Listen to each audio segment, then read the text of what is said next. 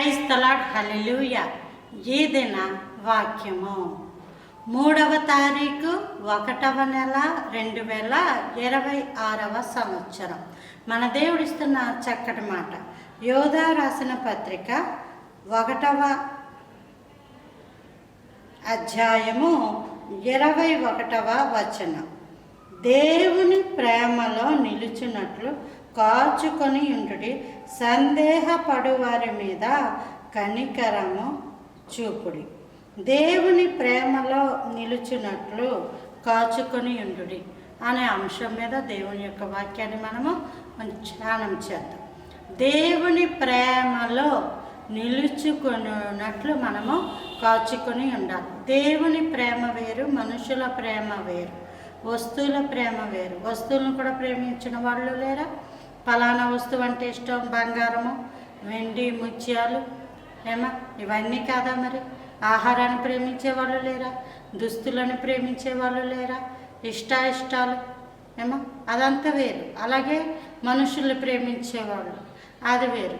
అలాగే దేవుని ప్రేమించేవారు, వస్తువులను ప్రేమించే వాళ్ళు ఉన్నారు, ఆహారాన్ని ప్రేమించే వాళ్ళు ఉన్నారు, మనుషుల్ని ప్రేమించే వాళ్ళు ఉన్నారు.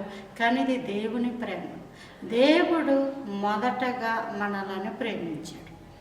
మనము దేవుని నమ్ముకున్న తర్వాత దేవుని ప్రేమిస్తూ ఉన్నాం. దేవుని ప్రేమించడం అంటే యోహాను రాసిన మొదటి పత్రికలో ఉంది.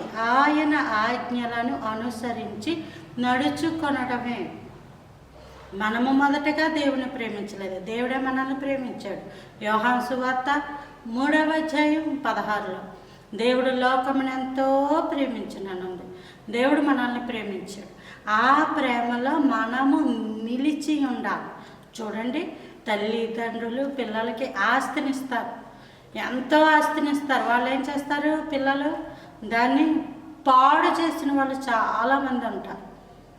కొంతమంది అయితే దాన్ని ఇంకా అనేక రెట్లుగా మార్చి అది పిల్లలకి ఇస్తున్న వాళ్ళు ఉంటారు.